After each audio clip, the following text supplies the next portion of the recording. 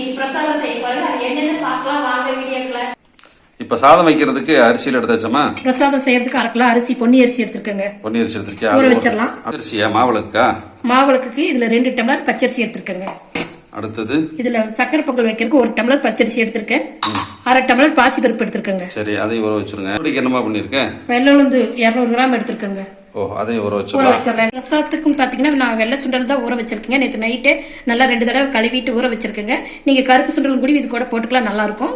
நம்ம முதல்ல வந்து சக்கரை பொங்கல் வச்சிடலாங்க. பொங்கல் வைக்கிறதுக்கு தண்ணி சேர்த்திக்கலாங்க. இப்ப நம்ம பொங்கல் வைக்கிறதுக்காக பொங்கல் தவளை வச்சு தண்ணி சேர்த்திருக்கேங்க. இப்ப நம்ம பொங்கல் வச்சிடலாம். பொங்கல் வைக்கிறதுக்காக இதுல 1 டம்ளர் அரிசிக்கு நான் 4 டம்ளர் தண்ணி ஊற்றி வச்சிருக்கேங்க. இப்ப கொதிக்கிட்டு நம்ம அரிசி சேர்த்திடலாம். தண்ணி நல்லா கொதிச்சிருச்சுங்க. நம்ம இப்ப அரிசியும் பருப்பு பொங்கலுக்கு சேர்த்துக்கலாம். பொங்கலுக்கு பாத்தீங்கன்னா அரிசியும் பருப்பு நல்லா குழன்னு வெந்து வந்துருச்சுங்க. இப்ப நம்ம பாவு காய்ச்சி இதுல சேர்த்துக்கலாம். இந்த கப்புல 1 கப்பு நம்ம வெல்லம் சேர்த்துக்கலாங்க. 1/2 டம்ளர் தண்ணி சேர்த்துக்கலாங்க. இந்த வெல்லம் வந்துங்க இப்ப பாவு பதமெல்லாம் காய்ச்ச வேண்டாம். நல்லா கரைஞ்சதுக்கு அப்புறம் நம்ம பொங்கல்ல சேர்த்துக்கலாங்க. அப்படியே சேர்த்துக்கலாமா இல்ல வடிகட்டி சேர்த்துக்கியா? வடிகட்டி சேர்த்துக்கலாம். இப்ப வெல்லம் நல்லா கரைஞ்சிருச்சுங்க. இப்ப நம்ம பொங்கல்ல சேர்த்துக்கலாம். வடிகட்டி சேர்த்துக்கலாம். 1/2 ஏலக்காய் தட்டி போட்டுக்கலாங்க. ஏற்கனவே முந்திரி திராட்சை நெய்யில வறுத்து வச்சிருக்கேன், இதையும் சேர்த்துக்கலாங்க. கொஞ்சம் பச்சை கப்பரம் சேர்த்துக்கலாங்க. 1 டேபிள் ஸ்பூன் நெய் சேர்த்துக்கலாங்க. நெய் சேர்த்தும் போது பாத்தீங்கன்னா பொங்கல் நல்லா வாசனையா இருக்கும். பொங்கல் ரெடி ஆயிடுச்சுங்க. இப்ப இறக்கி வச்சிடலாம். சாதம் ஒவ்வொன்றா தாளிச்சு எடுக்கிறதுக்காக நான் சாதம் வச்சு வடிச்சு எடுத்து வச்சிருக்கேங்க. இப்ப நம்ம ஒவ்வொன்றா தாளிச்சு எடுத்துடலாங்க. இப்ப நம்ம தேங்காய் சாதத்துக்காக கொஞ்சம் கடலெண்ணெய் சேர்த்துக்கலாம். கொஞ்சமா கடுகு சேர்த்துக்கலாங்க. கொஞ்சம் கருவேப்பிலை, 2 வரமிளகாய், ஒரு 4 முந்திரி பருப்பு சேர்த்துக்கலாங்க. தேங்காய் சாதத்துக்கலாம் ரொம்ப நல்லா டேஸ்டா இருக்கும். அடுத்தது பாத்தீங்கன்னா கொஞ்சம் தேங்காய் சேர்த்துக்கலாம். துருவின தேங்காய் சேர்த்ததுக்கு அப்புறம் பாத்தீங்கன்னா கொஞ்சம் சால்ட்,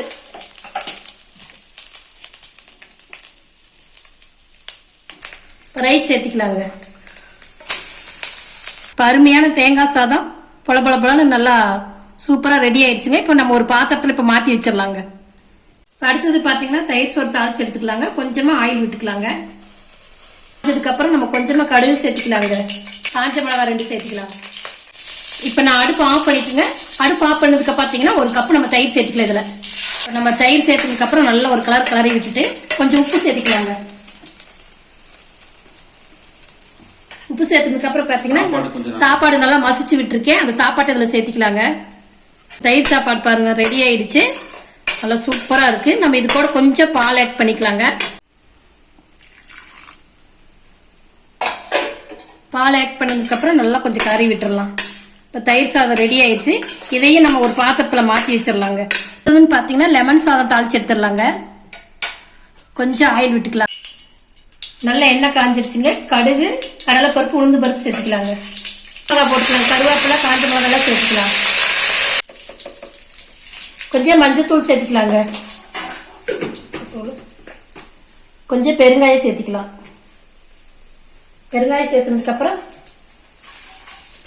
கொஞ்சம் சாப்பாடு சேர்த்துக்கலாங்க. கொஞ்சம் உப்பு சேர்த்துக்கலாங்க. இப்ப நான் ஒரு லெமன் புழிஞ்சு வச்சிருக்கேங்க, அதை சேர்த்துக்கலாங்க. இப்ப நான் ஸ்டவ் ஆஃப் பண்ணிட்டேங்க. இப்ப நல்லா கறி விட்டுலாங்க. சூப்பரான லெமன் சாப்பாடு ரெடி ஆயிடுச்சுங்க. இப்ப இதையும் ஒரு பாத்திரத்துல மாத்தி வச்சிடலாங்க. அடுத்தது பாத்தீங்கன்னா புளி சாதங்க. அதை செஞ்ச இடத்துல இப்ப கொஞ்சமா நம்ம ஆயில் விட்டுக்கலாங்க.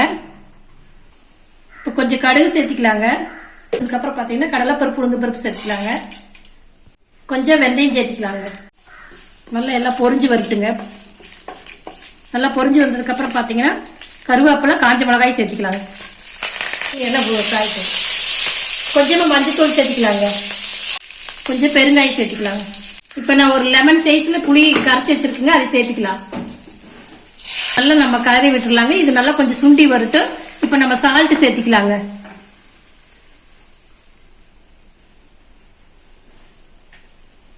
கொஞ்சமா சால்ட் சேர்த்துனதுக்கு அப்புறம் இது நல்லா சுண்டி வந்ததுக்கு அப்புறம் நம்ம சாதம் போட்டு கலரி எடுத்துக்கலாங்க. இப்ப நம்ம தாளிச்சு விட்டு புளியெல்லாம் பாத்தீங்கன்னா நல்லா பச்சை வாடை போற அளவுக்கு நல்லா கலரி விட்டுட்டுங்க. இப்ப நல்லா சுண்டி வந்துச்சு பாருங்க. சூப்பரா எண்ணெயெல்லாம் நல்லா பிரிஞ்சு வந்திருக்கு. இப்ப நம்ம சாதம் சேர்த்துக்கலாம். இது கூட சூப்பரான புளியோதரை ரெடி ஆயிடுச்சுங்க. இப்ப இறக்கி வச்சிடலாங்க. இப்ப நான் உப்பு போட்டு வேக வச்சிருக்கேங்க சுண்டலை, அதை நம்ம இப்ப தாளிச்சு எடுத்துடலாங்க. நம்ம கொஞ்சமா கடலெண்ணெய் சேர்த்திக்கலாங்க.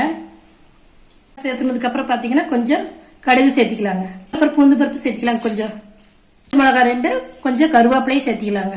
இப்ப நம்ம வேக வச்ச சுண்டலை இதுல சேர்த்திக்கலாங்க. புளிய வச்சு கொஞ்சம் தேங்காய் பூ சேர்த்துக்கலாங்க. சுண்டல் ரெடி ஆயிடுச்சுங்க. இப்ப நம்ம இதை இறக்கி வச்சிடலாம். பெருமாள் படத்தை சுத்தப்படுத்தி எடுத்துட்டோங்க. இப்ப நம்ம துளசி மாலை சாத்திடலாங்க. துளசி தீர்த்தம் ரெடி பண்ணிடலாங்க. கொஞ்சம் மஞ்சத்தூள் போட்டிருக்கேன். இப்ப அடுத்தது வந்து பச்சை கப்பரம் கொஞ்சம் சேர்த்திக்கலாங்க. துளசி சேர்த்துக்கலாங்க. இப்போ தீர்த்தம் ரெடி ஆயிடுச்சு. இப்போ நம்ம எடுத்து வச்சிடலாம். போட்டுடலாங்க. இப்போ நம்ம தண்ணி தெளிச்சிடலாம். சுத்தப்படுத்திக்கிட்டு ஃபர்ஸ்ட் வந்து மாவிளக்கு ஏற்றிடலாங்க. இப்போ நம்ம மாவிளக்குல பார்த்தீங்கன்னா நெய் சேர்த்திக்கலாங்க. நெய் பார்த்தீங்கன்னா ஒயிட் ரைஸ் வச்சாச்சுங்க. பருப்பு ஊற்றியாச்சு. அடுத்தது நெய் சேர்த்திக்கலாம். தேங்காய் சாதம், லெமன் சாதம், தயிர் சாதம், புளி சாதம், வடை, உளுந்து வடை, வெள்ளை சுண்டல், சக்கரை பொங்கல், அவரைக்காய் பொரியலுங்க. பெருமாளுக்கு பிடிச்ச பிரசாதம் எல்லாம் ரெடி பண்ணியாச்சுங்க. இப்போ நம்ம மாவிளக்கு ஏற்றிடலாங்க.